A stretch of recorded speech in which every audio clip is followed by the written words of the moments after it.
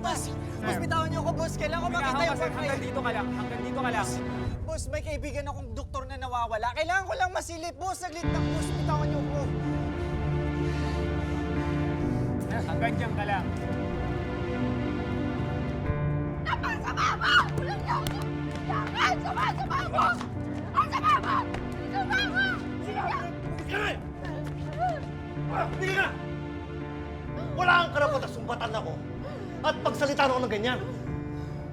Kaya mabuti pang umalis ka na dahil hindi ko kailangan ng tulong mo. Dahil ako na kailangan ko sa'yo! Talagang aalis na ako dito! Pero bago ako umalis, gusto ko muna makita si Annalyn. Alam ko ikaw ang kumuha sa kanya. Nasaan siya? Hindi pwede. Anong hindi pwede? Nasaan siya? Gusto ko lang siya makita. Gusto ko makita kung safe siya.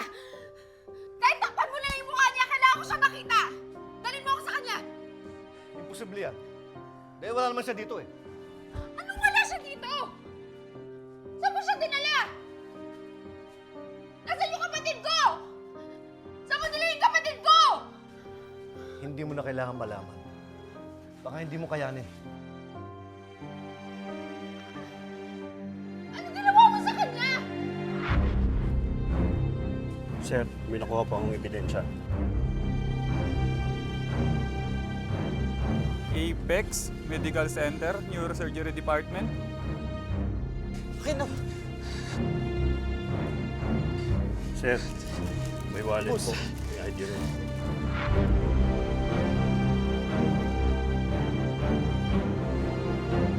Oh, sabay kaibigan mo?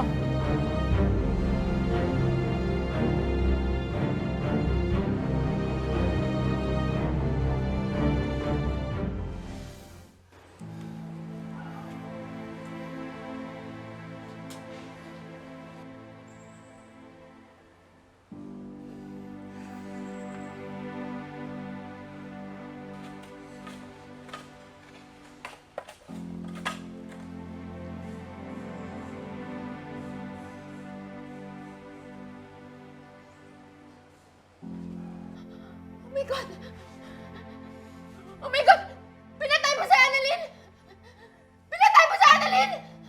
Bakit mo ginawa yun? Bakit mo siya pinatay? Wala naman siya kasalanan sa'yo! Bakit mo siya pinatay? Napakawalang yaw mo talaga! Tama na! Tama na! Napakawalang yaw mo! Tama na! Pinuprotektahan lang kita para hindi ka madamay sa mga nangyayari. Kaya mabuti pa umalis ka na! Dad! Dad, please. Please, gusto ko makita si Annalyn. Please, buhay man siya or hindi. Kailangan ko siya makita. Please, dalhin mo ako sa kanya. Gusto ko siya makita. Please, kailangan ko siya makita. Zoe, umalis ka na.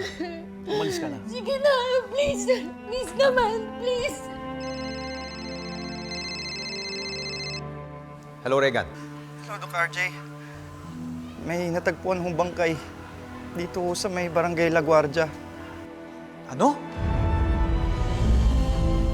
Si Doc Lindon, no? Patay na ho siya.